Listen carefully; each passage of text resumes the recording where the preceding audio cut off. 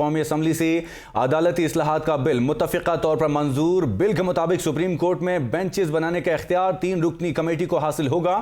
از خود نوٹس کے خلاف اپیل کا حق ہوگا۔ عدالتی اصلاحات بل کے تحت ماضی کی سزاؤں کو ایک بار چیلنج کیا جا سکے گا۔ نواز شریف کو بھی سزا کے خلاف اپیل کا حق مل جائے گا۔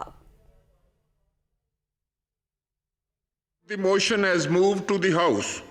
All those in favor of the motion may say aye. All those against it may say no. I think the ayes have it and consequently the motion is adopted. Speaker Raja Pervaiz Ashraf کی زیر صدارت ہونے والے قومی اسمبلی کے اجلاس میں قائمہ committee report chairman Mahmood Bashir نے supreme court practice and procedure bill پر قائمہ کمیٹی کی رپورٹ ایوان میں پیش کی۔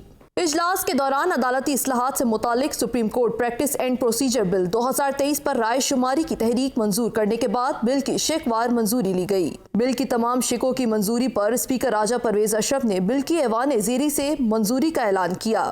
Clause 3. The question is that Clause 3 does stand part of the bill. All those in favor of it may say aye. All those against it may say no. I think the ayes have it and consequently Clause 3 stand part of the bill.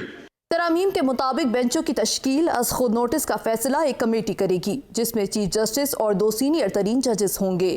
Committee بنیادی انسانی حقوق کے معاملات کم از کم 3 ججوں پر مشتمل bench کو بھجوائے گی۔ Intra court appeal پر 14 روز میں سماعت ہوگی جبکہ ارجنٹ معاملات کے کیسز 14 روز کے اندر سماعت کے لیے مقرر ہوں گے۔ اجلاس کے دوران محسن داوڑ نے بل میں ماضی میں 184(3) کے متاثرین کو 30 روز کے اندر اپیل کا حق دینے کی ترمیم تجویز کی جس کی وزیر قانون اور پیپلز پارٹی کی جانب سے حمایت کی گئی اور ترمیم کو بل کی شقوں میں شامل کر لیا گیا۔ اس اہم قانون سازی کے تحت ماضی کی سزاؤں کو ایک بار چیلنج کرنے کا حق دیا گیا ہے۔ سزاؤں کے خلاف اپیل کے لیے 1 ماہ کا وقت ملے گا۔ 30 روز میں 1 ٹائم اپیل کے حق سے سابق وزیر اعظم نواز شریف کے ساتھ ساتھ یوسف رضا گیلانی، جہانگیر ترین اور از خود نوٹس کیسز کے فیصلوں کے دیگر متاثرہ فریق بھی فائدہ اٹھا سکیں گے۔